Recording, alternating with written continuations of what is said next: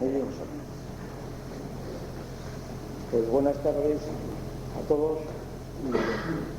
Muchas gracias a Joséchu por esta presentación tan amable y tan certera que ha hecho, recordando y puntualizando muchas cosas y un poco pues preparando el terreno de lo que yo tengo que decir aquí. Se trata de desarrollar el tema que me ha sido propuesto, las matemáticas como disciplina, las matemáticas como disciplina científica, las matemáticas como disciplina científica. Bien, el objeto de mi exposición, como muchos podrán comprender, es hacer una presentación general, sin fórmulas, ¿verdad? Sin fórmulas, un poco pues apoyándome en algunos ejemplos clásicos de grandes matemáticos, por ejemplo von Stauff, ¿verdad?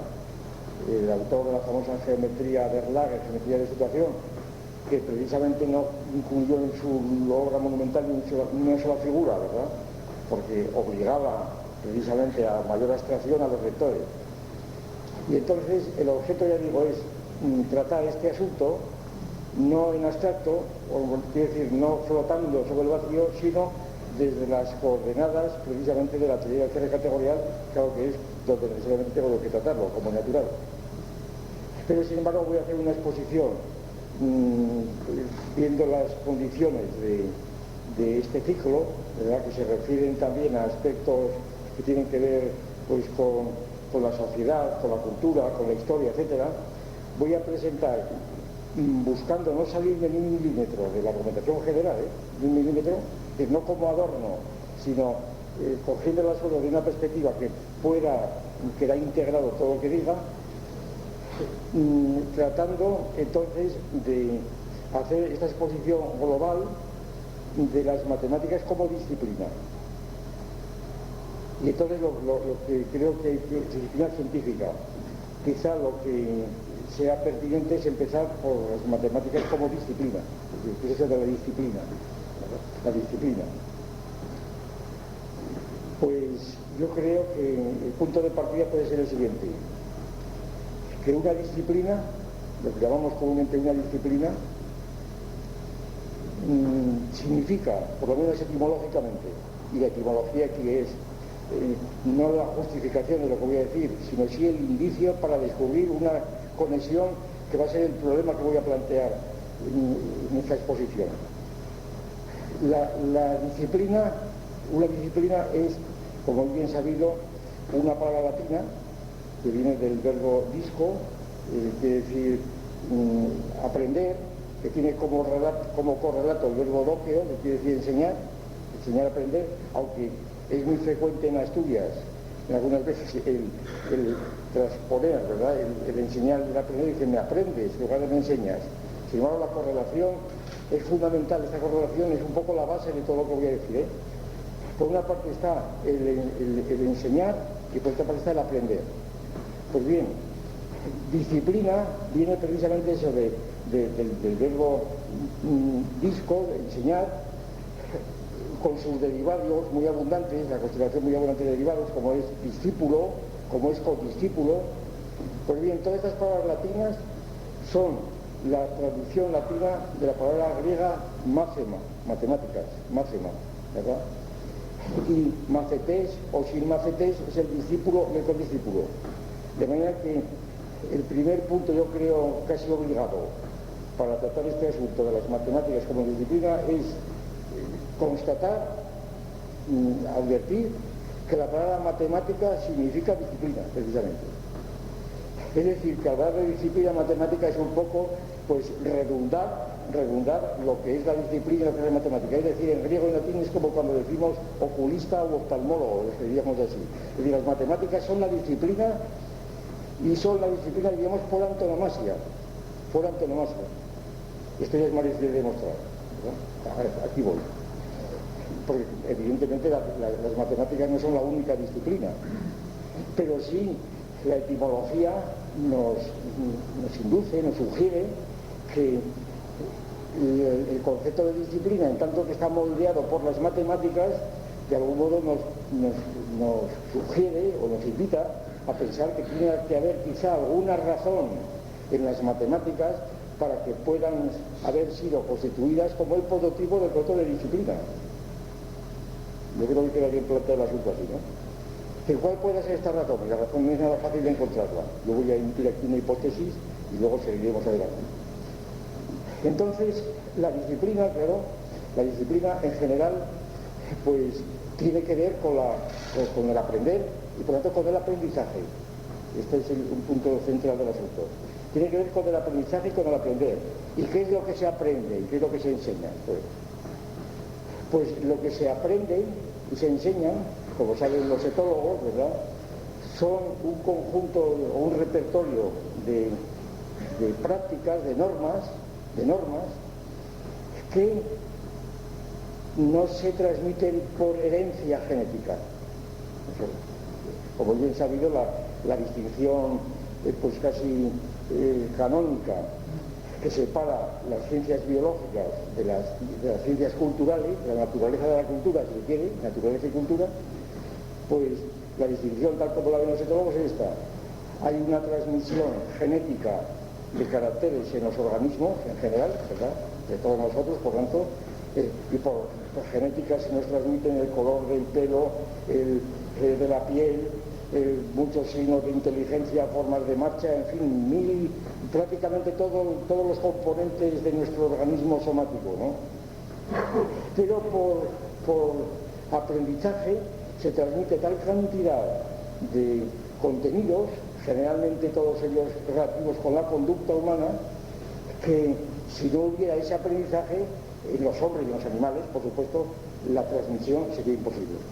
Es decir, por aprendizaje se aprenden o se enseñan muchísimas cosas, por supuesto, muchísimas cosas en los animales, como bien sabido, el modo de hacer el modo de hacer una especie de cabaña a los chimpancés con hojas, ¿verdad?, que estudió Sabaterpin, pues esto es por aprendizaje. Quiere decir, no es por herencia, ni genéticamente.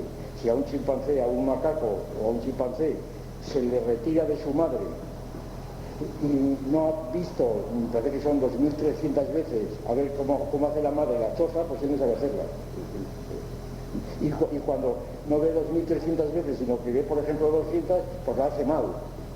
Es decir, que aquí, en estos ejemplos, pues se ve claramente, y en otros mil, el vuelo de los aves, etc., se ve claramente cómo el aprendizaje de las conductas es esencial en la vida animal, y por supuesto en la vida de los primates y desde luego en los hombres. Bien, y entonces, es más, todo lo que se suele llamar cultura en el sentido etológico es precisamente aquello que es producto del aprendizaje. Lo que es producto del aprendizaje es el criterio que suele darse para distinguir la cultura en sentido subjetivo de la naturaleza, de lo que es natural y lo que es cultural en sentido griego. Pero resulta que en el aprendizaje animal lo que se transmiten son sobre todo rutinas, algunas están ya muy preparadas desde el punto de vista ya biológico o genético, o bien rutinas que prácticamente se reproducen casi de un modo exacto, ¿verdad?, se van multiplicando casi exactamente, puntualmente, siempre que encajen naturalmente con las normas de adaptación de cada especie animal o cada grupo animal al medio. Y nosotros distinguimos las rutinas de las normas. Las normas serían, para decirlo rápidamente, las rutinas humanas, las que hacemos los hombres, tan parecidas a las rutinas que prácticamente a primera vista pues no se distinguen de ellas, ¿verdad? La rutina que tenemos, cualquier rutina de hablar, de comer, etcétera, son rutinas, pero el criterio que nosotros utilizamos para diferenciar las rutinas animales de las normas humanas es este: no que las normas bajen del cielo, ¿verdad?, ni mucho menos vengan de los genes, sino que las normas de un grupo social procederían de la confluencia de diferentes rutinas de grupos animales, y la rutina victoriosa es la norma. Por este motivo tenemos la impresión de libertad, puesto que las normas que nosotros cumplimos podríamos no cumplirlas, biológicamente y físicamente podríamos no cumplirlas, ateniéndonos a las consecuencias, naturalmente. Pero entonces nuestras normas son rutinas, pero rutinas que están en composición con otras rutinas posibles y que de algún modo suponen la crítica a esas otras rutinas. Y todo lo que nosotros hacemos, absolutamente todo, son normas, hasta el punto que muchas veces nosotros definimos las características de los hombres, del Homo sapiens, que llamamos, precisamente porque es un animal que obra por normas. Es decir, absolutamente todo lo que obramos es normativo. Es lo que nos diferencia seguramente de la conducta puramente etológica de los primates. Es decir, normas, por ejemplo, en el tallado de una piedra, de un sílex, ¿verdad? Normas en el modo de hablar, en el modo de un lenguaje. El lenguaje es totalmente normativo, claro. Una gramática es un conjunto de normas, aunque no estén explícitas, ¿verdad? El modo de vestir, el modo de saludar, el modo de andar, etc. Absolutamente todo lo que hacemos son normas. Y entonces la cuestión es esta, que las normas tienen que ser enseñadas. Es decir, exigen una disciplina. Y a veces una disciplina en el sentido más característico de la expresión, que se demuestra, vamos, se ve cuando nos atenemos al concepto de disciplina objetivo, que es el azote, los azotes, las disciplinas, los disciplinantes, las disciplinas, que son las acepciones de la palabra disciplina. Es decir, en donde la disciplina, el aprendizaje, exige la violencia, exige la compulsión, aquello de la letra con sangre entra, ¿verdad? Es decir, esto es una idea, yo creo, central desde el punto de vista pedagógico. Ya sé que esto es muy polémico, pero según la cual el aprendizaje exige violencia necesariamente. Y sobre todo en las matemáticas. Las matemáticas son esencialmente un aprendizaje violento, es decir, en el sentido de que las matemáticas no se transmiten por mera espontaneidad o facilidad, sino que exigen realmente un esfuerzo que, salvo casos muy raros, necesita una influencia exterior que canalice ese esfuerzo y retraiga a un individuo de otras cosas diferentes. Recuerdo ahora pues la famosa anécdota de Euclides con Ptolomeo, el faraón, ¿verdad? Cuando Faraón le dice, Euclides crea la escuela de Alejandría, toda la parte de matemáticas, como una especie de hijuela del liceo de Aristóteles, y naturalmente allí crea su famoso monumento de los elementos de Euclides. Cuando Ptolomeo, al parecer, le dice que si no podría hacer una cosa más sencilla, ¿verdad? Para entendimiento suyo, porque le interesaba, pero que no lo entendía y solo que de los elementos de Euclides, la respuesta famosa es: Majestad, no hay caminos reales para aprender geometría. Es decir, si tú quieres aprender geometría, tienes que esforzarte, aunque sea rey, como el ciudadano más humilde, ¿verdad? No tienes más remedio. Y entonces, claro, en ese sentido, se podría decir que la geometría es la disciplina esencialmente democrática, ¿verdad? Porque allí no cabe absolutamente diferencias de reyes ni vasallos. Y todo el mundo tiene que hacer lo mismo, se tiene que aprender esas cosas. Y entonces, la disciplina matemática, que es la disciplina por antonomasia, pues es una disciplina que supone la disciplina formal, es decir, disciplina donde hay una serie de individuos capaces de enseñar y otros de aprender. Es decir, que no es simplemente una disciplina, diríamos, flotante o suelta, no. Hace falta precisamente una de las causas aducidas por muchos historiadores para explicar el origen de la escuela, lo que llamamos hoy escuela, algo parecido a la escuela, es la enseñanza difusa, informal, de pueblos que todavía no tienen contenidos que enseñar, ¿verdad? De pueblos que están a un nivel de civilización pues muy baja, ¿verdad? En el paleolítico, en el neolítico. Es precisamente cuando la escuela se constituye como tal, precisamente pues hace unos 20 y tantos siglos, 25, 26 siglos, es cuando se ha construido el alfabeto silábico, principalmente, el alfabeto silábico. Me estoy refiriendo a la escuela democrática, no a la escuela de los alfabetos ideográficos que solamente eran propios para nobles, ¿verdad? O para escribas. El alfabeto silábico, en donde todo el mundo podía aprender a leer en 2 o 3 meses, en lugar de dedicar años y años, como los chinos o los egipcios, ¿verdad? Y precisamente la numeración, es decir, las cuentas. Y la escuela, la disciplina de la escuela, consistía principalmente en enseñar las letras y las cuentas, aprender a sumar, multiplicar, etcétera, las operaciones aritméticas elementales y escribir. Y esto era la disciplina. La disciplina fundamentalmente era enseñar letras y números, en una palabra. Y entonces esta disciplina estaba totalmente formalizada porque exigía, como digo, un cuerpo de maestros que sabían enseñar y un cuerpo de discípulos que tenían por objeto aprender eso precisamente y no otra cosa, ¿verdad? Que al parecer no se podía aprender así de un modo sencillo, pues respirando por la calle. Exigía una disciplina especial. Bien. Entonces, resulta que según esto tenemos la situación que las matemáticas, como disciplina, se nos revela como un conjunto de normas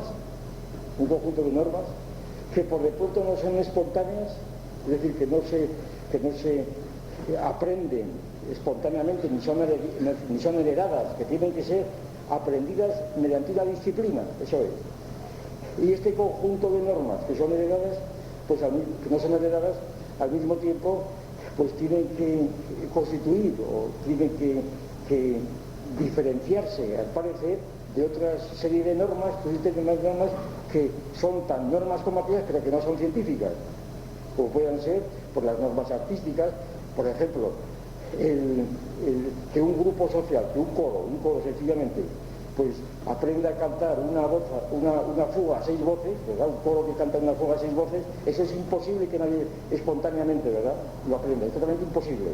Ya se puede hablar de la espontaneidad de cada cual, ¿no? Aquello es imposible. Un coro a 6 voces o una fuga a 6 voces tiene que exigir una disciplina rigurosísima, gracias al cual se pueden combinar esas voces que son productos artificiosos enteramente, que no son productos naturales, que son resultados del arte musical, que tiene mucho que ver con las matemáticas, por cierto, aquí con la aritmética, desde luego, para medir, pero que no son propiamente aritméticas, son números sonoros, decían los antiguos algunas veces. Pero en todo caso, no, la idea de la música, de la música, sino no de la música puramente, que es pura expresión, ¿verdad?, puramente expresión espontánea pues qué sé yo, de sonidos guturales que se parecen más bien a la música, entre comillas, de los monos aulladores, que también tienen música, pero que no tienen nada que ver. Me estoy refiriendo a rock y demás, se llama música, pero eso no tiene nada que ver. Me refiero a que la música pautada, por decirlo así, esta exige un aprendizaje, no puede ser nada espontáneo. Si todo el mundo se pueda cantar, es una algarabía, que no es música. Simplemente la de los monos aulladores, ya digo, no tiene más diferencia. Bien, entonces, este aprendizaje de una fuga, vamos a poner el ejemplo, es tan aprendizaje como el aprendizaje de las matemáticas, porque efectivamente tan artificioso es que alguien aprenda pues a resolver una ecuación, o que alguien aprenda pues unas normas más o menos artificiosas, un truco, ¿verdad?, para resolver una ecuación diferencial, o simplemente para hacer la prueba del 9, ¿verdad? Hace falta unos trucos, unas normas que más o menos privadas o propias del maestro de la escuela, tan artificial esto como cantar una fuga a 6 voces. Entonces, la cuestión es esta. Entonces, ¿por qué razón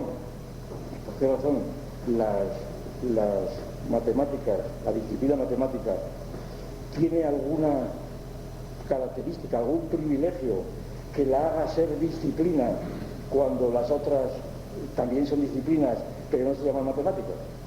Este es el asunto que habíamos partido. Es decir, ¿cuál puede ser el privilegio de las matemáticas para que podamos considerar con fundamento el haberse constituido en el prototipo de la disciplina? Esa es la cuestión.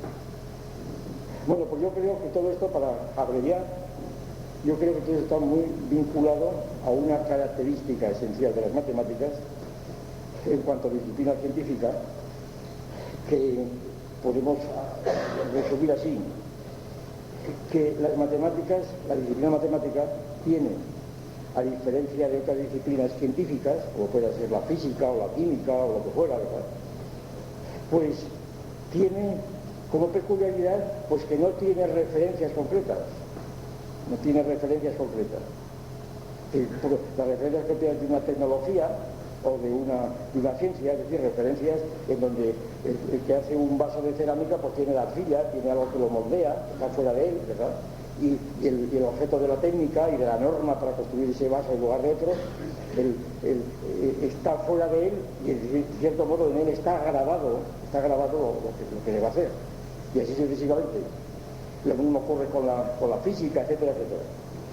Pero, en cambio, las matemáticas propiamente parece, por lo menos si lo dicen muchos, parece que no tiene ningún objeto fuera de la propia composición de los simbolismos matemáticos. Es decir, ¿dónde ponemos a los números? ¿Dónde están los números? Por ejemplo, para empezar por lo más sencillo, ¿dónde están los números? Digo los números dígitos, ¿verdad? ¿Dónde están en los dedos? Los números dígitos no son los dedos. Aunque la enumeración romana pues todavía recuerde los dedos, ¿verdad? Pero quien diga que los números son dedos, pues está a un grado de infantilismo propio para ir rápidamente, ¿verdad? A un psicólogo profundo, ¿verdad? Es decir, una cosa es que los dedos de la mano hayan sugerido los números, que los números no son dedos, como natural. Aunque el sistema decimal esté fundado en la mano, etcétera. Pero entonces, si los números dígitos no son ni siquiera los números que son reales, ¿qué hacemos con los transfinitos? Es decir, con un número infinito, con un cardinal infinito, un transfinito. ¿Qué hacemos con eso? ¿Dónde existe eso? En ninguna parte. ¿Y dónde está el hipercubo? Claro, entonces, las matemáticas ¿de qué se refieren? Si no se refieren a cosas, a objetos matemáticos, como dicen algunos, pero la expresión objetos matemáticos, que tanto se emplea hoy día, a mi juicio, tiene el gran peligro de sugerir una sustantivación o una hipóstasis de las matemáticas como si estuviesen un terreno de acción parecido al de otras ciencias, y eso no es así. Eso no es así. Entonces, resulta que las matemáticas, por lo menos aparentemente, no se sabe de qué tratan. Esta es una fórmula de Bertrand Russell, no lo digo yo, ¿eh? Las matemáticas son una disciplina que no se sabe de qué tratan. Propiamente no se dice, hombre, sí se puede decir, hombre, tratan de esto y lo otro, pero ¿qué es eso? Ya no lo sabemos, ¿verdad? ¿Qué es eso? No lo sabemos. Es decir, ¿dónde están los...? Porque las cosas de que tratan no son ellas. Es decir, si nosotros dibujamos un triángulo y decimos, bueno, un triángulo es eso, pues claro, eso no es un triángulo, nunca, no puede serlo al principio. ¿Por qué? Porque si yo dibujo un triángulo en la pizarra, pues ese triángulo, para verlo, tiene que dejar de ser triángulo. Ese es el argumento más rápido que puede dar. ¿Por qué? Porque un triángulo está compuesto geométricamente por líneas que tienen una sola dimensión, y la sola dimensión no se puede ver. Y lo que podemos ver son por lo menos dos dimensiones, son bandas más o menos estrechas, como hilos de tela de araña, que decía San Agustín, ¿verdad? Pero esos hilos ya no son líneas, son lo más... De hecho, tanta distancia hay de un hilo de la tela de araña a la línea como puede haberla de una autopista al hilo de la tela de araña, ¿verdad? Porque la distancia es infinita, es decir, no tiene dimensión, no tiene una dimensión. Y el punto, para citar ejemplos de la geomática de Euclides, ¿y el punto eso qué es? El punto no tiene ninguna dimensión. Entonces, ¿cómo se puede pintar un punto? Porque esto es un punto, claro, no se puede pintar, imposible. Y sin embargo, entonces, ¿de qué habla la geometría? Claro, no habla de esos puntos groseros o de esos cruces de líneas, claro, no habla de eso, habla de puntos, pero ¿eso qué son? Por eso dice Russell, no sabemos de qué habla. Entonces, en cambio, cuando hablamos de biología, pues ya lo que hablamos del hígado, ¿verdad? Que sabemos lo que es el hígado y las células, etcétera, sabemos del cerebro, sabemos de qué hablamos. Y la química es cosa de decir, nos explotan las manos, pero las matemáticas no nos explotan nada, ¿verdad? Nos explotará algún cubo, ¿verdad?, que tiene dentro pues una bomba, pero el cubo por sí no explota. Es decir, los objetos matemáticos parecen inofensivos completamente, porque no son objetos, sencillamente. Entonces, la cuestión es la siguiente, ya voy planteando la dificultad. La cuestión es la siguiente, que las matemáticas, como disciplina que está orientada a establecer y propagar y transmitir unas normas, unos temas de normas sobre asuntos que no sabemos lo que son, ¿verdad? Por lo menos de un modo inmediato no lo sabemos muy bien, para no decir que no lo sabemos en absoluto, pero que sin embargo ofrece unas normas tan absolutamente rigurosas de aquello de que está tratando, que no sabe lo que es, que no se sabe absolutamente de qué está tratando, pero que mientras que las demás disciplinas pueden confiar, por así decir, pueden confiar en que la propia naturaleza de sus objetos pues mantenga por lo menos una base efectiva de su desarrollo, aquí no hay ni siquiera esto. Decía Kronecker, una idea muy conocida y muy citada de Kronecker, muy citada porque mucha gente y muchos matemáticos, o en general gente que cita esta idea de Kronecker, de modo la acepta. Decía Kronecker, los números naturales los hizo Dios, ¿verdad? 1, 2, 3, 4. Los demás los hicieron los hombres, ¿verdad? Es decir, los números naturales, así se llaman, números naturales, son números naturales. Y los otros los hicieron los hombres. Incluso se llaman imaginarios, son números puramente imaginarios, es decir, que no son ni números. Los números naturales los hizo Dios. Pero claro, la idea de Kronecker es absolutamente ingenua.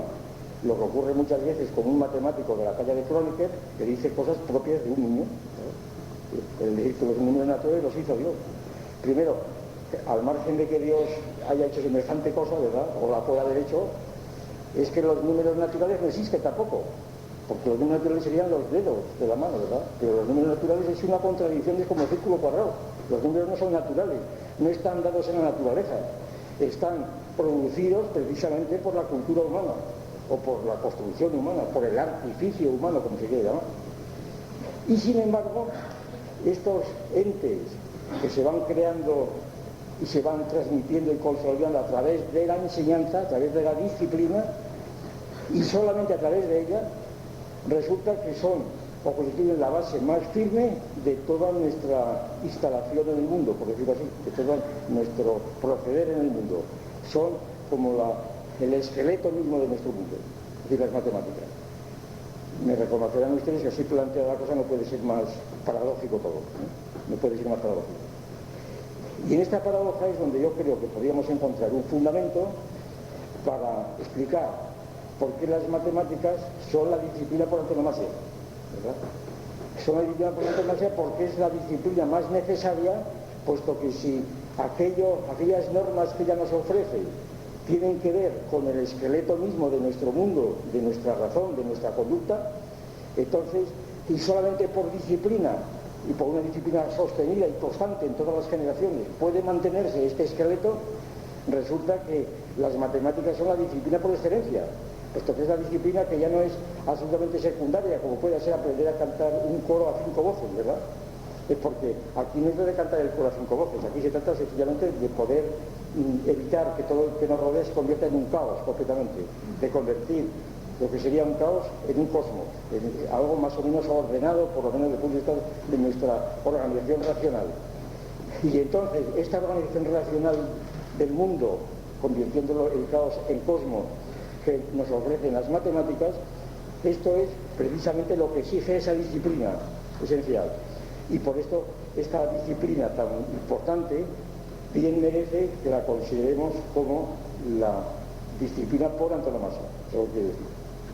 Pues bien, la cuestión entonces es esta, que esta disciplina, tal como la he presentado, es una disciplina que tiende a constituir una ciencia, un conocimiento,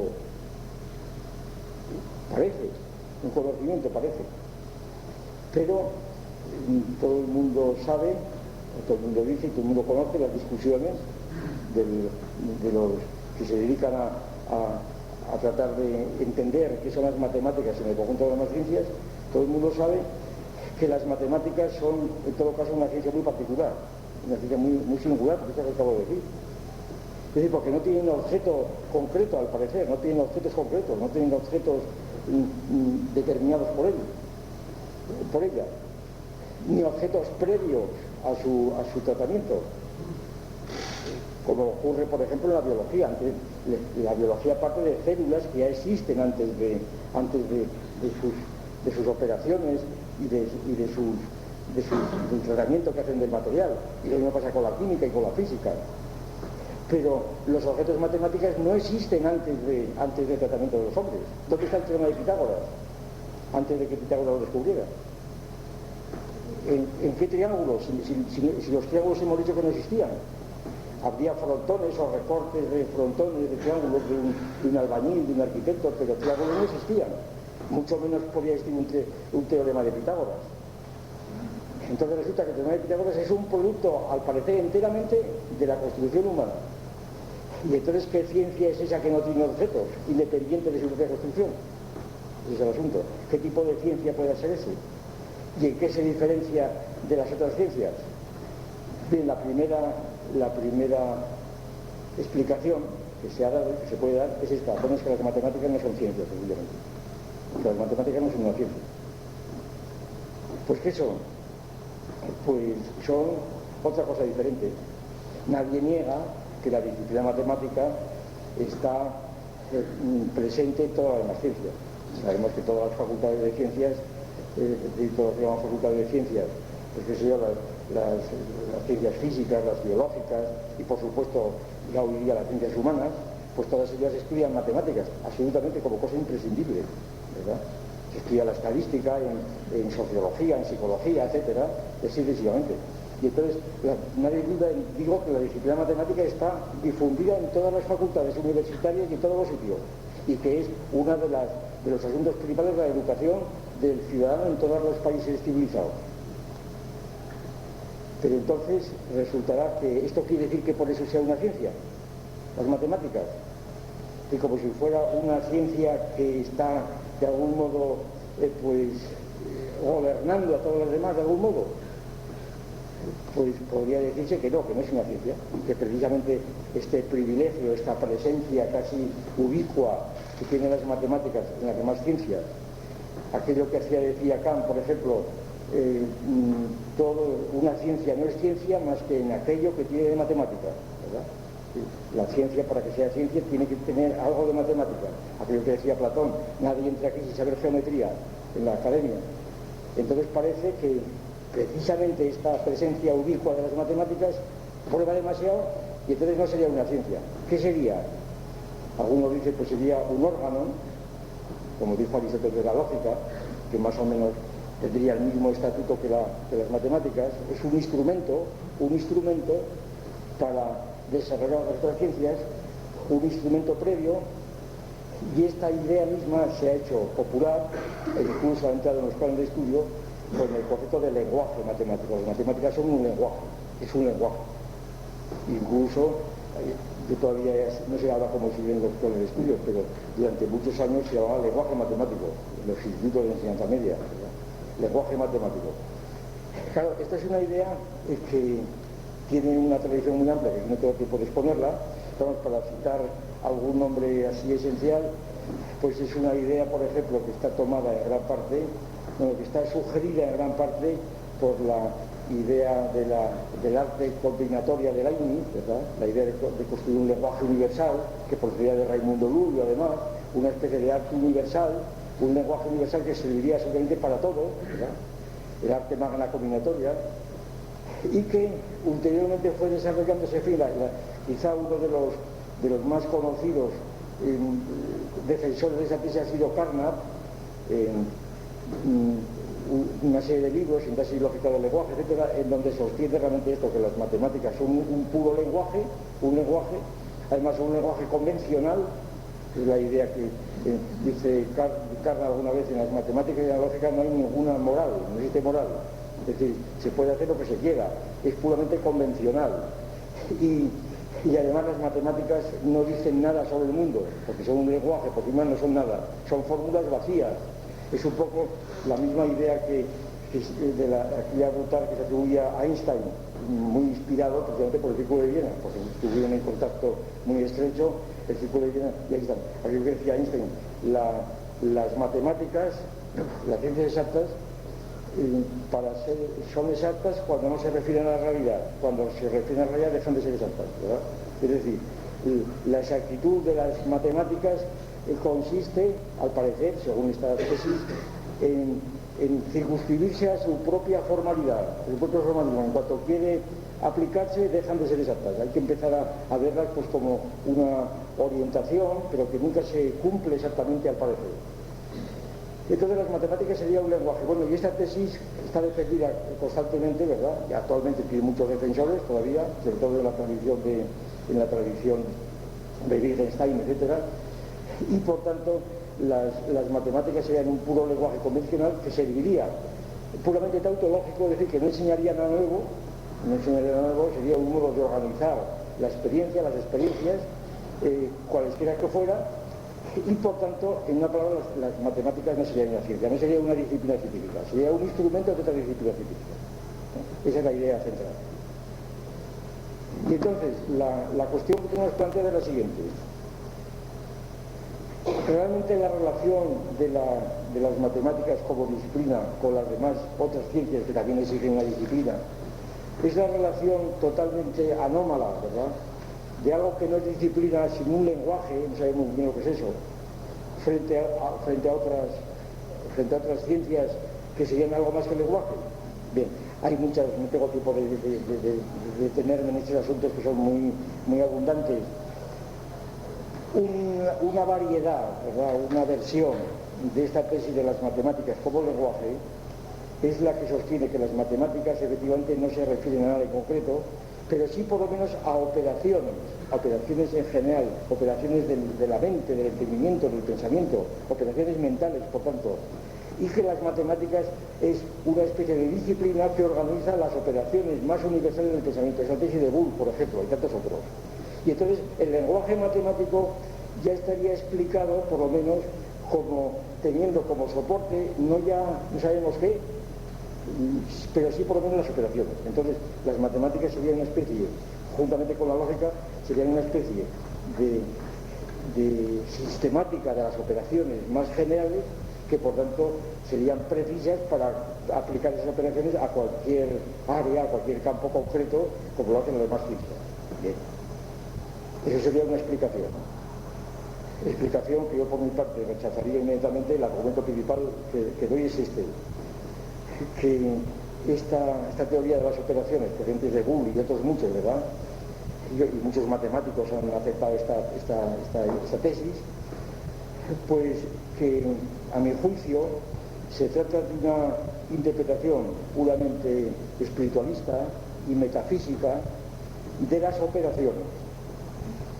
Son las operaciones mentales que se llaman, todo el mundo entiende lo que quiere decir, porque es la tradición escolástica y la tradición aristotélica y la tradición de todo el mundo. Cuando alguien dice es un hombre inteligentísimo, ¿verdad?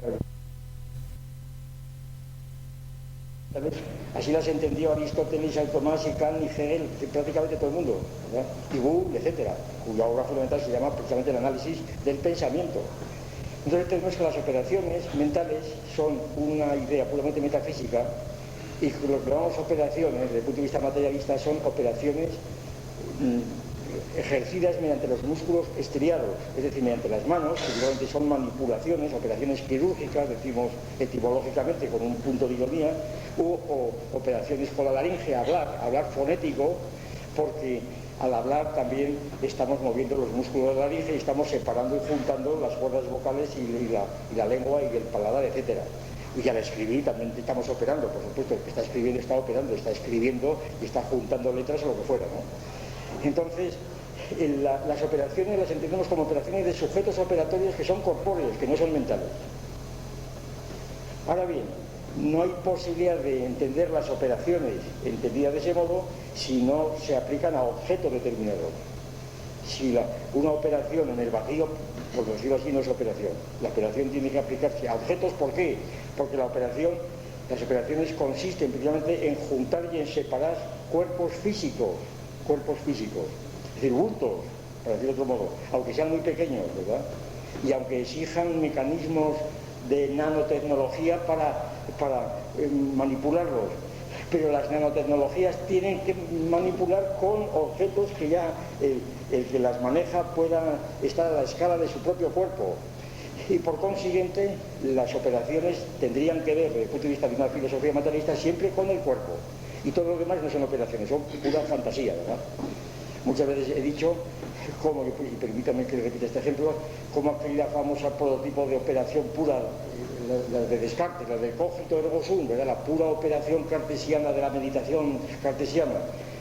Muchas veces hemos subrayado cómo esta situación cartesiana de operaciones puras, operaciones mentales puras, esto traducido psicológicamente quiere decir que el que está operando de un modo puro, es decir, con deprivación completa de sentidos, lo que le pasa es que se queda dormido, ¿verdad?, pero de un modo necesario, y no opera, se queda dormido. Pero eso por razones fisiológicas. Entonces lo que escribió Descartes pues era una fantasía que le hacía como natural. De hecho, Descartes estaba pintando y dibujando y abriendo vacas y cosas de ese tipo, como todo el mundo, ¿verdad? Luego, pues eso, escribió operando, es decir, juntando letras, escribió aquellas cosas que hoy sirven a tantos profesores de filosofía para entretener a los alumnos, ¿verdad? Para hablar del discurso del metro, que no sé bien. Bueno, dejamos de hacer.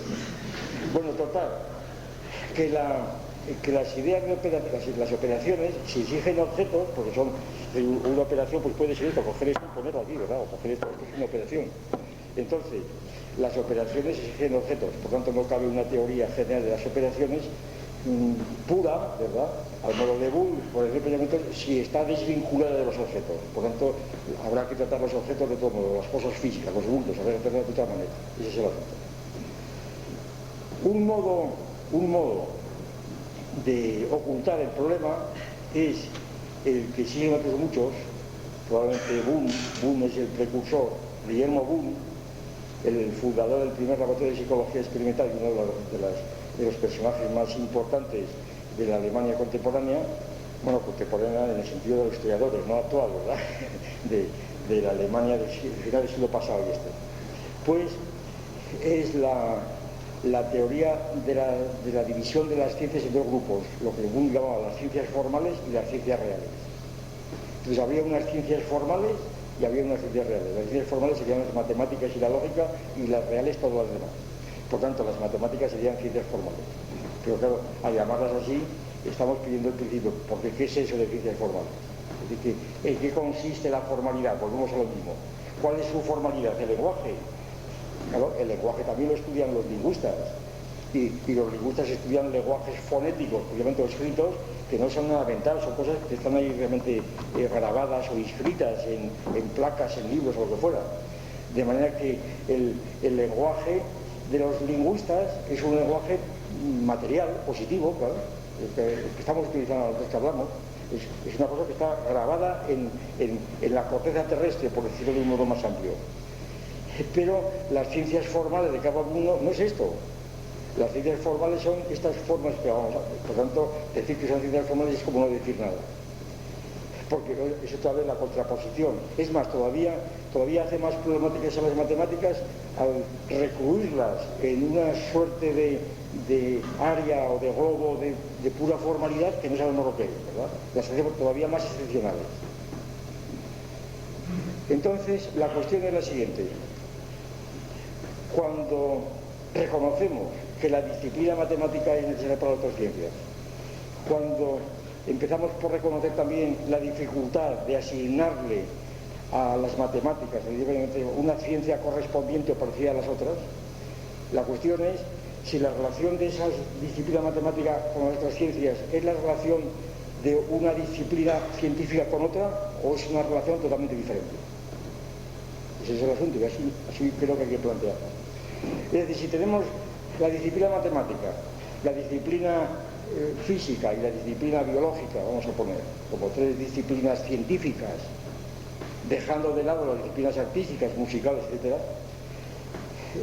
en la medida que el criterio es este, que las disciplinas matemáticas, como las físicas, etc., suponemos que transmiten normas que son de carácter universal, es decir, que se tienen a todas las culturas, es decir, la paradoja es que no son culturales, esa es la idea central, esa es la paradoja, que aunque originariamente proceden de una cultura subjetiva, sin embargo, los resultados científicos, si lo son, de esas disciplinas ya no son culturales, más que por accidente, por ejemplo, por el modo de escribir las letras de un libro de matemáticas, que sean letras góticas o que sean letras árabes o lo que fuera, pero el contenido de esos significados, de esos significantes, es universal, se supone universal. Había un escritor musulmán, precisamente, Ibn Hassan, que dividía las ciencias en dos grandes grupos: ciencias propias de cada pueblo y ciencias comunes de todos los pueblos.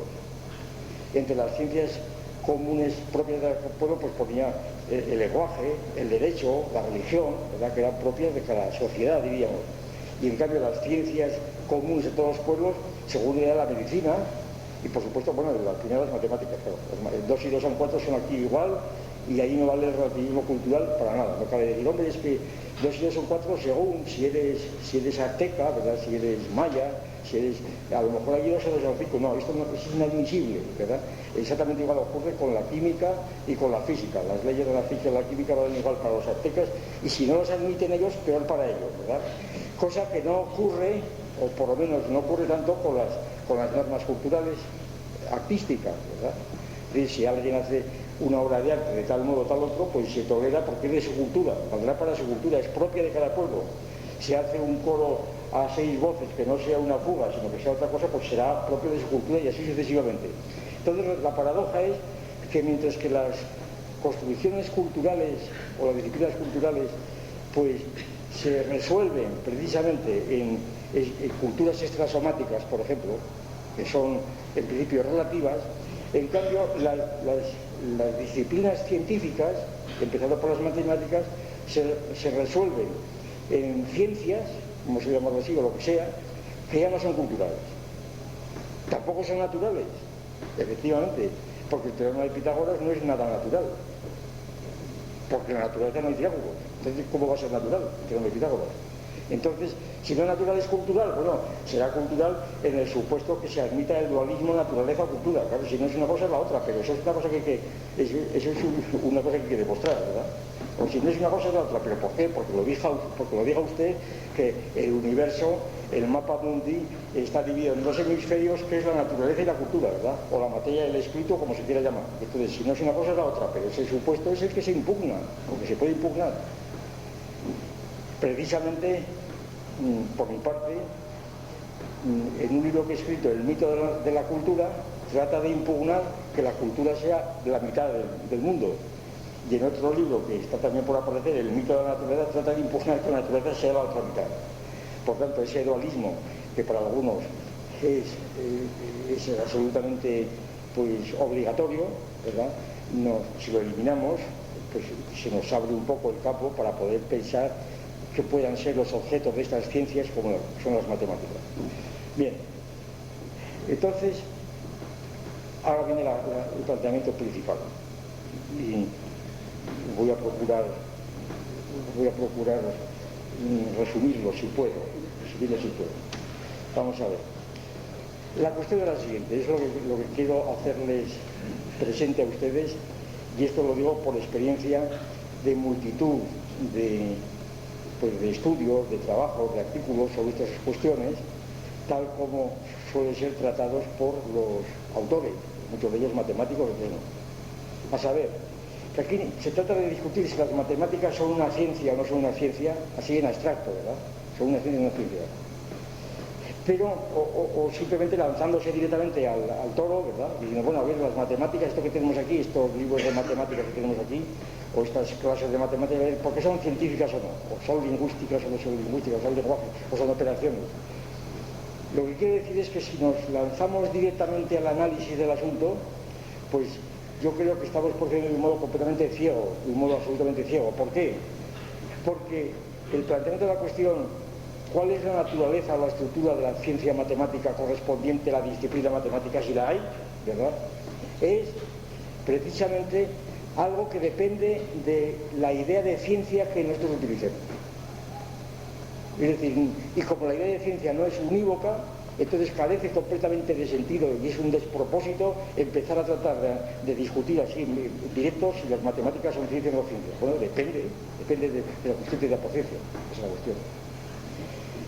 Y por tanto, como las ideas, tal como las entendemos nosotros, las ideas con mayúscula, tampoco bajan del cielo, sino que proceden precisamente de la realidad, en este caso la idea de ciencia procederá de las ciencias positivas realmente existentes, para utilizar la fórmula consabida, la ley política, las ciencias realmente existentes. Es decir, si hay múltiples ciencias realmente existentes y hay relaciones entre ellas, entonces la idea de ciencia tendrá que brotar de esa confrontación de las diferentes ciencias, y no tiene más otro sentido más que esa confrontación. Ahora bien, la idea de ciencia, como decimos, es múltiple, tiene múltiples acepciones, Estas múltiples acepciones no son absolutamente gratuitas ni son puramente aleatorias, por así decirlo, sino que son susceptibles de ser pues delimitadas con mucha precisión, con bastante precisión. Para abreviar, les voy a resumir en 2 palabras el recuento, el repertorio de acepciones que nosotros utilizamos, la teoría del cierre.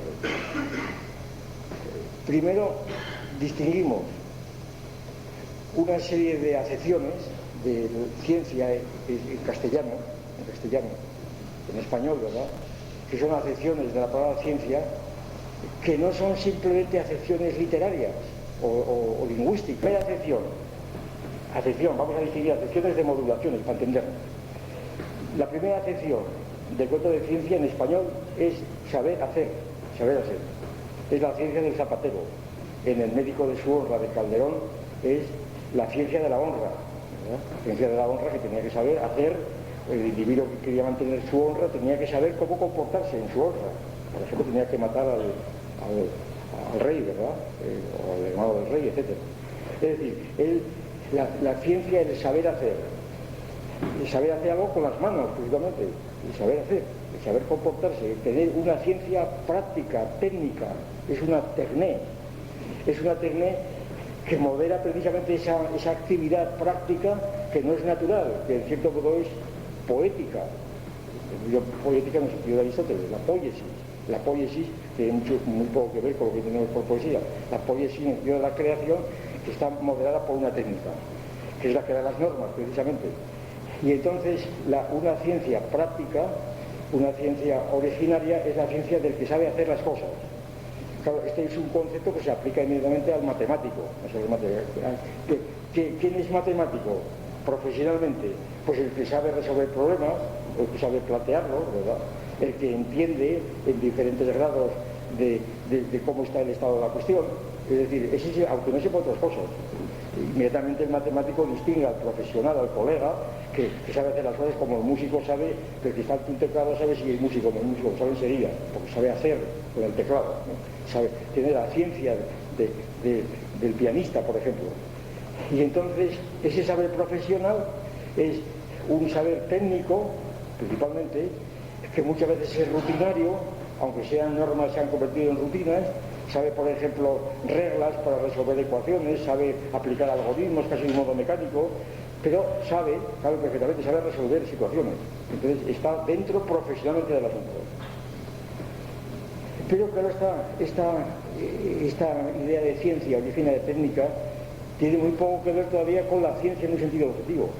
Esa ciencia tiene que ver con un saber particular del individuo, del profesional, con un saber operatorio, pues que está totalmente vinculado a su propio conocimiento, a su propio saber, a su propia habilidad, a las habilidades que él tiene en esto como en cualquier otra cosa. Pero no se refiere a la ciencia en el sentido objetivo. El primer concepto de ciencia en sentido objetivo probablemente es el concepto de ciencia proposicional. Es decir, es la ciencia, que es la idea de Aristóteles, la idea de Aristóteles en los segundos analíticos, cuando define la ciencia como un sistema de proposiciones que se derivan de unos principios llamados axiomas. Este es un concepto de ciencia que deriva principalmente de la enseñanza, ¿verdad?, de la práctica de la enseñanza, de la academia y del liceo, etc., en donde las enseñanzas tienen que ser ordenadas, organizadas. No se puede simplemente enseñar de un modo desordenado, sino que se va organizando unas cosas sobre otras. Y hay que también tener en cuenta, aunque no puedo tener en este asunto, que Aristóteles calcó seguramente la idea de ciencia que él ofreció, la calcó posiblemente, y que es la que luego Euclides desarrolló en sus elementos, o intentaron ser aristotélicos, porque el liceo, como digo, era una hijuela la escuela de Alejandría era una hijuela de la academia, del liceo ateniense de Aristóteles, quiero decir. Pues Aristóteles seguramente calcó su prototipo de ciencia proposicional precisamente en unos elementos que se han perdido, atribuidos a un tal Teurio de Magnesia, que fue el precursor de los elementos de Euclides. Es decir, donde todos los conocimientos geométricos que tenía, que eran muy abundantes, fueron sistematizados en una especie de manual que probablemente lo tuvo a la vista Aristóteles, porque la mayor parte de los ejemplos que Aristóteles pone son de tipo geométrico, cuando habla de ciencia. Y lo que Aristóteles se proponía es saber en qué se diferenciaba ese conocimiento proposicional de los geómetras del de también profesional pues, por ejemplo de los oradores, de los retóricos, de los poetas, ¿verdad? Que también hablan, pero que organizan proposiciones, pero de otro modo. ¿Por qué? Porque no prueban, porque no son decisivas, porque no son apodícticos, porque todo el mundo obra por silogismos, por razonamientos, pero algunos son apodícticos y otros no lo son. Y el prototipo de los silogismos apodíticos que Aristóteles veía eran precisamente los geométricos, principalmente. Y entonces sobre eso habrían montado su famosa teoría de la ciencia, Aristóteles, que después muchos dicen que estaba encarnada en los elementos de Euclides. Es decir, entonces Euclides sería la ejecución del ideal de ciencia de Aristóteles, pero que a su vez se basaba en una ciencia ya hecha, por ejemplo, por Teodoro de Magnesia, que a su vez recogía pues, toda la experiencia tradicional de los pitagóricos, Tales de Mileto, etc. Bien, entonces, esta ciencia en el sentido proposicional, este es un punto central, pues nos presenta la ciencia ya como una estructura lógica, principalmente lógica. Hay una axiomática, unos principios, y cuando todo se deduce de esa axiomática en una capa proposicional, entonces se constituye un sistema de proposiciones derivadas de principios, y ese sistema es precisamente la ciencia. Tengo aquí una definición de matemáticas debida nada menos a Bertrand Russell, en donde vemos literalmente este concepto de matemáticas y de unidad de matemáticas. Es no el joven Russell, sino el Russell primerizo, el autor de los principios de las matemáticas, 1903, que debe confundir con los principios de matemática que escribió años después en colaboración con Weiser en matemáticas. Pues dice Russell, la definición, vamos, con toda crudeza, ¿verdad? Con toda desnudez, dice: matemática pura es la clase de todas las proposiciones de la forma P implica Q, donde P y Q son proposiciones que contienen una o más variables, las mismas en ambas proposiciones, y ni P ni Q contienen constante alguna, excepto las constantes lógicas. Y las constantes lógicas son implicación, pues pertenencia, es decir, los símbolos de lógica de clases o lógica de proposiciones. Entonces resulta que, según esta definición de Russell, nada menos, que es muy citada, las matemáticas son literalmente lo que Aristóteles había visto, había querido ver. Es un sistema de proposiciones que derivan de principios y que derivan como una cadena, es lo que se suele llamar la ciencia hipotético-deductiva, ¿verdad? Y entonces las matemáticas tendrían la unidad de un conjunto de proposiciones, no sabemos muy bien qué son esto, pero proposiciones, por lo menos proposiciones en el sentido de que están sometidas a las reglas de la lógica de proposiciones, de la lógica de clase, a la lógica booleana, a lo que sea, y entonces esto nos daría una visión de las matemáticas como ciencia. Bien. A pesar de Russell, que luego corrigió esta interpretación, pero que realmente tenía la presentación que hizo, pues hizo muchísimo ruido, porque no podía ser una definición más clara y más distinta, pero no todo lo que es claro y distinto se puede sostener, ¿verdad? Entonces, la principal dificultad que a mi juicio hay que oponer a esta concepción de las matemáticas como ciencia, es esta, que no discrimina sencillamente la disciplina matemática o científica de otras disciplinas que no son científicas. Porque hay muchas disciplinas que no son científicas en absoluto, sino que son anticientíficas, que sin embargo se ajustan a la misma definición de las matemáticas que da Russell. La principal es la teología, el Ars Theologica Fidei de Nicolás de Amiens, un escolástico, está escrito en forma euclidiana y está allí hablando de la Santísima Trinidad y de todo lo que ustedes quieran, ¿verdad? Aquello no es, claro, dicen los teólogos que eso es ciencia, la teología es una ciencia, pero en fin, eso lo dicen ellos, es una ciencia aristotélica, eso es una ciencia desde el punto de vista de la organización de los principios. Claro, hay diferencias muy grandes que no puedo aquí comentar. Aristóteles exigía que los axiomas, los principios de las ciencias, fuesen evidentes, per se nota, necesarios, etc. Cosa que no ocurre con los principios de la teología, porque estos son oscuros, son los que vamos de la fe, de la revelación, y entonces hay una diferencia total entre ambos planos. Pero inmediatamente respondía, primero, que no todos los principios de las matemáticas siquiera son tan claros como los otros. Por ejemplo, el famoso quinto postulado de Euclides, que es tan oscuro, ¿verdad?, el postulado de las paralelas como puede ser la Santísima Trinidad, ¿verdad? Es un postulado completamente oscuro. La prueba es que se puede cambiar por otro, y se ha cambiado de hecho, como saben. Entonces, por tanto, y por otra parte, los postulados de los axiomas se convierten en postulados, se pueden cambiar unos por otros, y los principios de la fe pueden considerarse postulados porque para efecto de organizar un sistema deductivo, ¿qué más da que sean unos que otros, ¿no? Exactamente igual.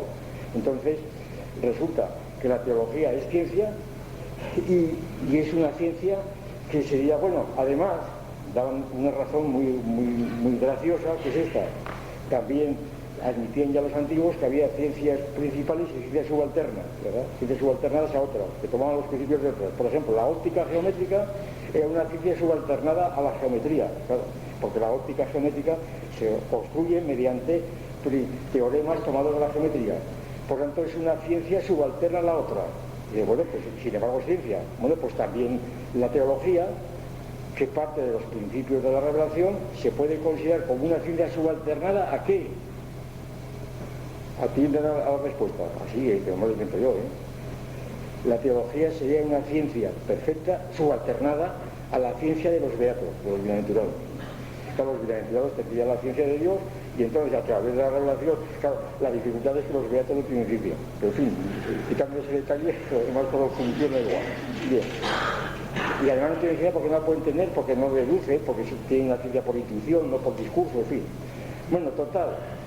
Que sin embargo esta idea de ciencia es la que prevalece, por ejemplo, en la famosa ética de Spinoza, ética more geométrico demostrata. La ética de Spinoza está construida según el orden de Euclides, precisamente, y nadie llama hoy a la ética de Spinoza una ciencia, ¿no? La ética de Spinoza es un monumento impresionante, por supuesto, por su contenido y por la forma euclidiana en que está expuesto, claro, todo por los axiomas, teoremas, espolios, etcétera, parecen los elementos de Euclides, pero la belleza formal que tiene la ética de Spinoza, sin embargo, no hace ciencia, todavía no es una ciencia, pero es un tratado de ontología y de filosofía y de ética, etcétera, pero aquí no es una ciencia.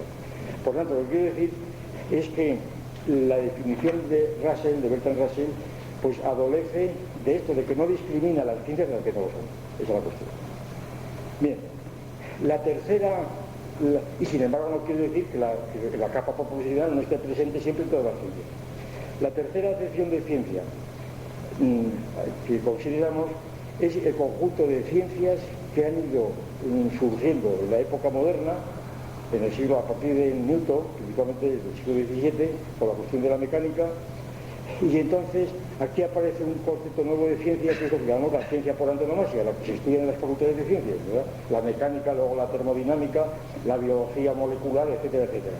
La teoría del calor, y así sucesivamente la química orgánica, inorgánica, la tabla de Mendeleev, etcétera. Lo que llamamos las ciencias básicas, clásicas, ¿no? Estas ciencias aparecen en la época moderna, como bien sabido. Los antiguos no tenían absolutamente la física de Aristóteles no tiene nada que ver con una ciencia, ni la química de Empédocles, etc. Bien, sobre estas ciencias que vamos a llamar las ciencias positivas, para entendernos, a diferencia de las ciencias proposicionales o las ciencias puramente prácticas, pues sobre estas ciencias son sobre las que basamos la teoría del cierre categorial. Nos interesamos por estas ciencias, no por otras. Queremos discriminar estas ciencias y no otras.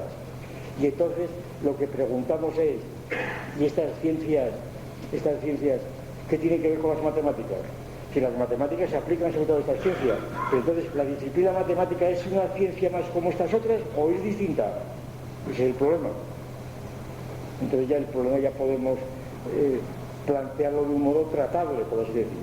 Lo que nosotros preguntamos entonces no es si las matemáticas son ciencias en general, sino esto, si la disciplina matemática, comparada con las demás ciencias positivas que se han ido constituyendo en la época moderna, y las que hoy son ciencias por antonomasia, si estas matemáticas son una ciencia positiva más o no.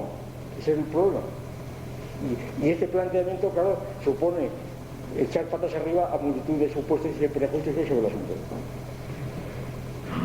Entonces, claro, es imposible que yo voy a darles una exposición así muy general para que vean la complejidad del asunto, pero no puedo pretender nada más. Entonces, la cuestión es la siguiente. ahora viene la complicación central, que estas ciencias, el análisis de estas ciencias positivas, a las cuales, según la solución que demos, tendremos que incorporar la propia geometría de Euclides, que sería la única ciencia que los griegos conocieron, si es que entendemos que la matemática es una ciencia, habría que recuperar la geometría de Euclides como ciencia positiva, aunque no sea moderna, y aunque una de tres ya ha experimentado desarrollos extraordinarios en la época moderna. Entonces, la situación es esta, que lo que llamamos teoría de la ciencia en el sentido gnoseológico, es decir, no psicológico, sociológico, etcétera, es precisamente la teoría de estas ciencias positivas. Bueno, ¿y en qué consiste la característica de estas ciencias positivas de un modo general? Bueno, yo lo diría en dos palabras. Atención, que esto es esencial, es esencial porque es una argumentación puramente dialéctica, pero que es esencial. Yo creo que hay una característica de estas ciencias positivas, es decir, del factum de las ciencias que decía Kant, el hecho, las ciencias como un hecho, que se han dado, ¿verdad? De hecho ha aparecido la mecánica de Newton, luego ha aparecido la termodinámica, con Carnot, etcétera, ha aparecido la química, con el Lavoisier, el Dalton, etcétera, son hechos que han aparecido, es el hecho. Pero la idea central que nosotros ponemos como punto de partida es esta, que este hecho es múltiple, es decir, que hay muchas ciencias, que no hay una sola, esta es la idea central. Y que este hecho no es casual, es decir, que hay muchas ciencias. Esto quiere decir que no hay una mathesis universalis, que no hay una ciencia universal, como pensaba Descartes todavía, o el propio Leibniz, que no hay una ciencia de las ciencias que sea la ciencia universal, que sería el lenguaje universal que hablábamos. No hay una ciencia universal. Las ciencias son múltiples e irreducibles las unas a las otras. Yo no puedo matemáticamente demostrar nada, absolutamente nada que tenga que ver con la biología. Ni puedo con la biología demostrar ningún teorema matemático, ni con la química puedo demostrar ningún teorema, así sucesivamente. Las ciencias son irreductibles. Este es uno de los conceptos principales que Aristóteles introdujo en el método de categoría. Las categorías son irreductibles, ¿verdad?, unas a otras, y sin perjuicio de sus intersecciones, pero unas no se pueden reducir a otras. Entonces, el hecho de que haya una multiplicidad de ciencias en la época moderna, que van saliendo poco a poco, y además van saliendo, se quieren acometer el caso de Laplace, ¿verdad?, que cuando empiezan a tratar con los átomos quiere meter a toda costa la mecánica de Newton y no puede, ¿verdad? O bien el caso de las leyes de Coulomb, que se parecían a las leyes de Newton, ¿verdad?, las leyes de atracción, pero sin embargo no son irreducibles, no tienen nada que ver una cosa con la otra. Entonces, a pesar de que las fórmulas son muy parecidas. Entonces resulta que estas ciencias múltiples, resulta que cada una de ellas está limitada ahora ya no por el mundo o por el no saber, sino por las demás ciencias. Quiero decir que el hecho simple de la multiplicidad de las ciencias tiene consecuencias mucho más profundas de las que podríamos advertir si lo consideramos como un hecho banal, de que hay varias ciencias. Pues muy bien que las haya, no. Es que el hecho de que haya varias ciencias quiere decir que cada categoría científica no agota el campo al que pertenece, sino que está limitada por las demás, y no solamente por desganancia. Eso es lo que se quiere decir. Y sobre todo, quiere decir una cosa, a saber, que podemos plantear el problema de la teoría general de la ciencia, la que llamamos gnoseología, distinguiendo en esta pluralidad de ciencias y solo en esta pluralidad, aplicando una distinción clásica, que es la distinción entre materia y forma. Es decir, que las ciencias múltiples, positivas, tienen diferente materia, ¿verdad? Tienen diferentes materias, pero tienen todas ellas la misma forma de la ciencia, por eso se llama ciencia. Entonces, el problema es en qué consiste esa materia de las ciencias y en qué diversa en cada cual, y en qué consiste esa forma común de las ciencias. Esa es la cuestión, ¿verdad? Y entonces el problema que habrá que tratar con las matemáticas es si las matemáticas, si son una ciencia, cuál es su materia y cuál es su forma, ¿verdad? Su forma gnoseológica. Y entonces resulta que entre las doctrinas posibles que hay, nosotros establecemos una taxonomía de 4 posibilidades, según que esta materia y la forma, porque el problema no está en distinguir la materia y la forma, el problema luego se plantea de cómo se conectan la materia y la forma en una ciencia, cómo se conectan. Y entonces las posibilidades son, dicho telegráficamente, las siguientes. Primero, doctrinas que de algún modo sustantifican la materia de las ciencias, los campos en los que trabajan, ¿verdad? La materia de las ciencias. Y entonces unas veces esta materia sustantificada hace que la forma quede reducida a una situación pues casi subordinada o puramente instrumental, ¿verdad?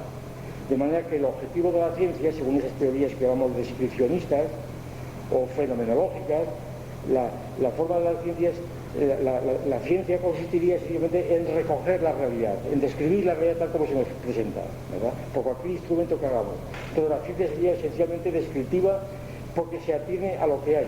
Es el ideal del positivismo, especialmente recoger hechos o describir objetos, ¿verdad? Esto es lo que habría. O bien que se diga que también la forma hay que sustantificarla, también tiene su propio orden, su propio juego, y entonces la ciencia se constituiría cuando hay un ajuste entre la forma de la ciencia y la materia. La forma pueden ser las proposiciones, por ejemplo, o la estructura lógico-matemática de una ciencia, y ajusta precisamente con la materia dada. Entonces en ese ajuste constituiría la verdad científica, la adecuación, la verdad como adecuación. O bien otras teorías que supongan que la materia no se puede sustantivar, no se puede considerar independiente de la forma, o bien porque la forma está sustantivada por su cuenta, y entonces tendríamos una teoría de tipo formalista puro, o bien porque se sostenga, que es la tesis que nosotros mantenemos, que ni la forma ni la materia se pueden sustantivar porque no existe ninguna de ellas. Es decir, porque la distinción de materia y forma es una distinción que la hemos obtenido partiendo de la pluralidad de las ciencias, pero cuando nos referimos a cada una, esa distinción se desaparece porque resulta que la forma de la materia no tiene aplicación a cada ciencia particular. Entonces, se trata de un proceso estrictamente dialéctico en donde una distinción que ha aparecido en un contexto dado se refunde al considerarlo en cada ciencia. Bien, entonces, según esto, la pregunta, la disciplina matemática o la disciplina matemática corresponde a una ciencia determinada, habría que decir, bueno, según, ¿verdad? Una cosa dirá, o una respuesta la dará el descripcionismo, otra respuesta la dará el adecuacionismo, otra respuesta la dará el teoreticismo y otra respuesta la dará la teoría del cierre. O sea, son cosas distintas. Y cada una es una teoría de la ciencia diferente y totalmente compacta y absolutamente organizada. Por tanto, repito todo lo que decía al principio, no tiene ningún sentido tratar de responder a la pregunta, ¿la disciplina matemática es una ciencia o no? Depende de qué perspectiva hablamos. Vamos a ciegas completamente, a ciegas. Y a ciegas van, repito, una gran cantidad de autores que se lanzan a decir que si las matemáticas no son ciencias, que son lenguajes, no, porque no se sabe de qué están hablando, ¿verdad? Y sin embargo se puede reconstruir en cada caso por dónde va. Por ejemplo, el primer grupo de teorías, voy a poner el ejemplo y paso al final. El primer grupo de teorías, si los que sostienen que las ciencias se definen en función de su objeto, ¿verdad? Y consisten simplemente en manifestar, en desvelar su objeto. La verdad consiste en que el objeto se manifieste por sí mismo, por esto de Aleph y de los ríos. Bien. Ahora, ¿cuál es ese objeto? ¿Cuál es ese objeto? Bueno, por lo que se refiere a las matemáticas. Pues ese objeto, según uno, sería pues lo que llamamos nosotros contenidos primogenéricos. Serían los contenidos primogenéricos. En el materialismo filosófico distinguimos tres géneros de materialidad, que llamamos primo, segundo y tercio, como natural. Primogenérico se refiere a todo lo que se refiere a lo que Descartes llamaba la res extensa, la extensión, a lo que Aristóteles o los antiguos llamaban la cantidad. Entonces las matemáticas, según esto, tendrían por objeto el estudio de la extensión y todo lo que tiene que ver con la extensión, figuras, movimientos, no tiempo, porque el tiempo ya pertenecería a la física, materia inteligible, decían los antiguos, extensión pura, y entonces las matemáticas tendrían por objeto el estudio de la extensión, por ejemplo la tesis cartesiana, el estudio de la res extensa.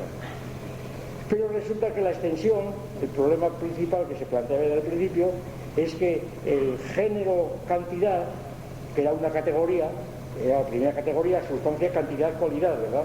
El género cantidad de toda la tradición escolástica se dividía inmediatamente en dos grupos, en dos clases, a saber, la cantidad discreta y la cantidad continua, que daban lugar, según la teoría de la ciencia de la antigüedad, a la aritmética y a la geometría. Y en función de la famosa tesis tradicional de la incomunicabilidad de los géneros. Es decir, los géneros discreto y continuo, es decir, la aritmética y la geometría son incomunicables. Esta idea de la incomunicabilidad de los géneros ha durado durante siglos y sigue durando, ¿verdad?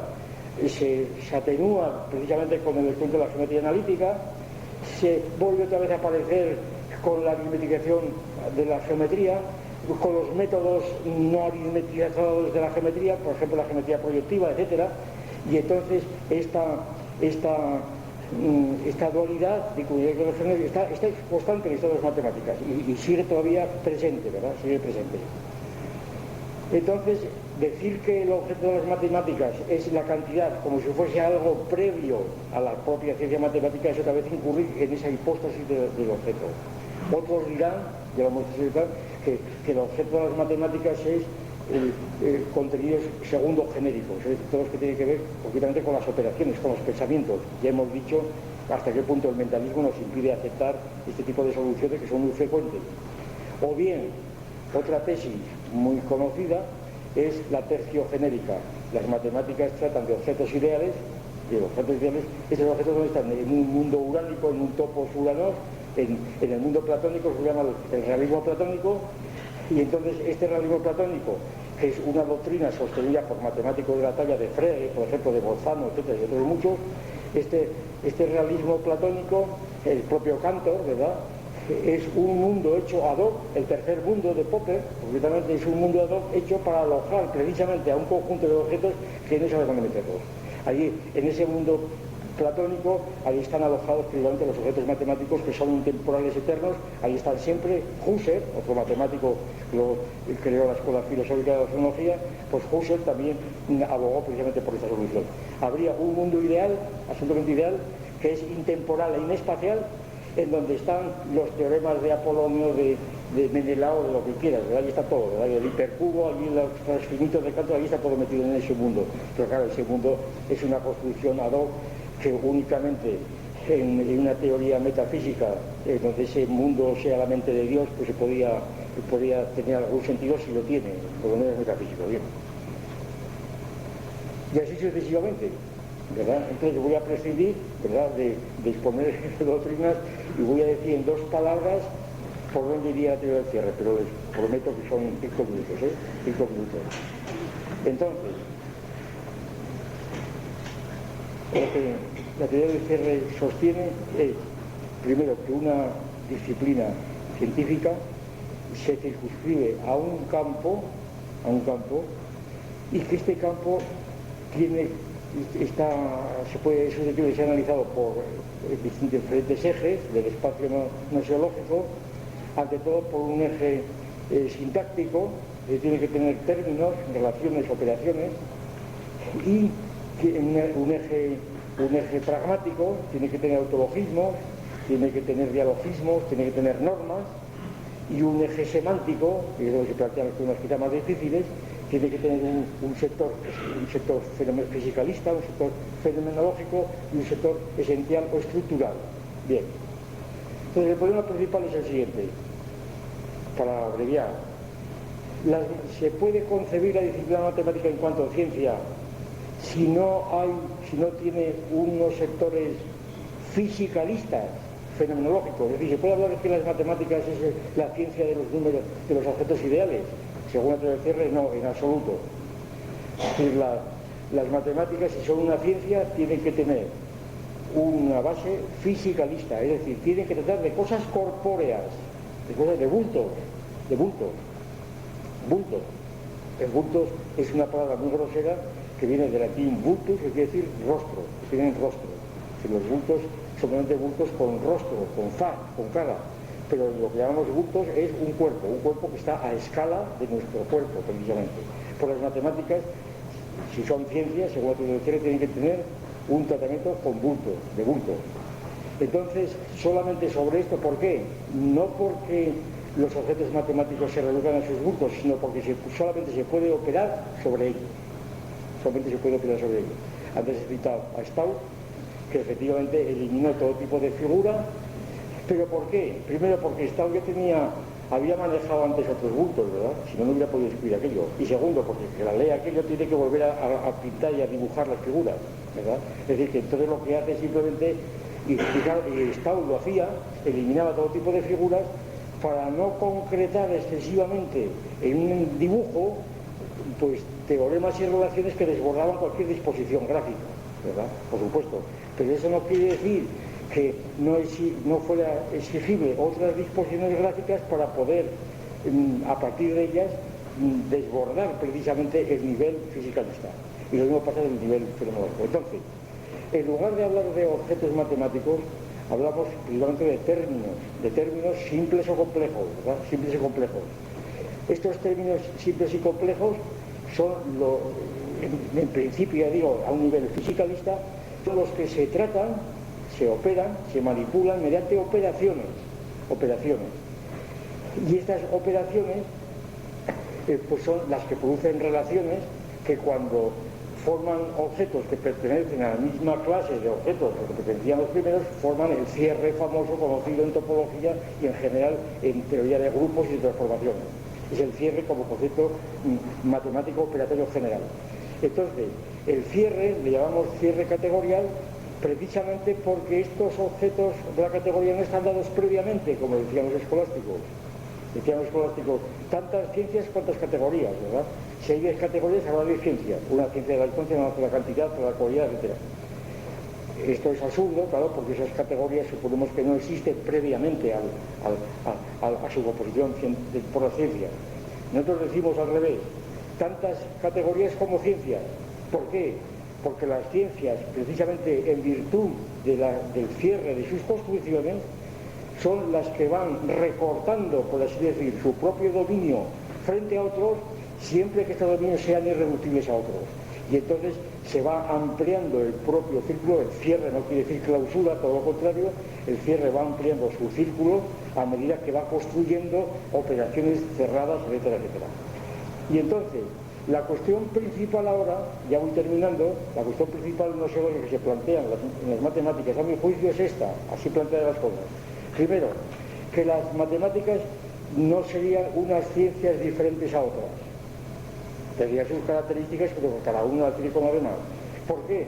Porque tendrían también un campo fisicalista como las demás, totalmente igual. Campo fisicalista que en última instancia, si seguimos las directrices del formalismo hilbertiano, pues está constituido por los propios símbolos. Esto se ve claramente en el álgebra. En el álgebra, literalmente, los símbolos algebraicos representan los propios símbolos, los propios significantes. No hace falta que signifiquen más, ¿verdad? Cuando escribimos A más B igual a C, no hace falta que A más B signifique cosas raras, ¿verdad? O sea, símbolos, son esas propias signos tipográficos que están ahí escritos, que son identificables, y estamos operando con esos símbolos.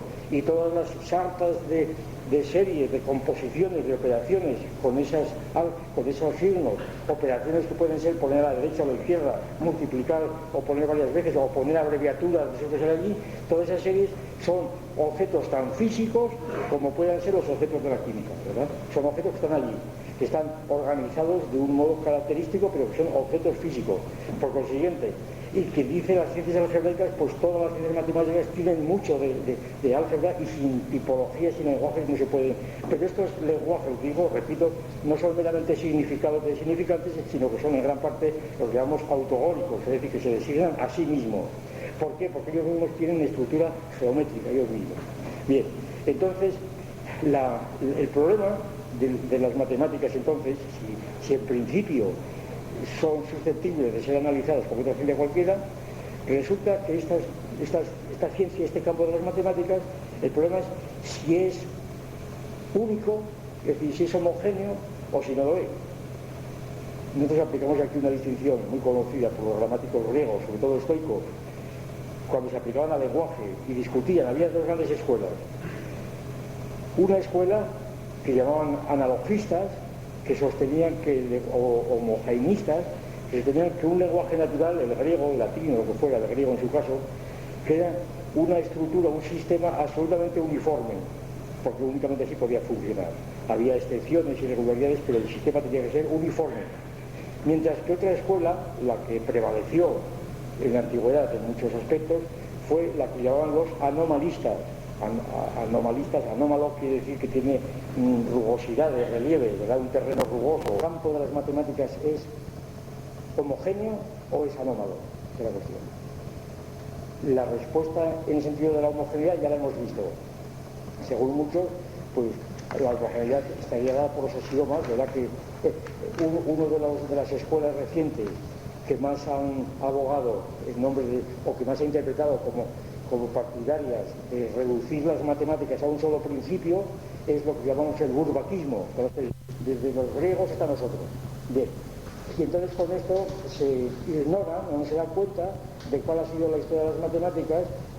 Yo no hablo de revoluciones científicas como Kuhn, por ejemplo, en las matemáticas. Yo no creo que haya habido revoluciones, ni siquiera evolución, en el sentido de que, de evolución lineal, en el sentido de que en las revoluciones científicas aquello que queda abandonado, según este pues queda abandonado irremisiblemente.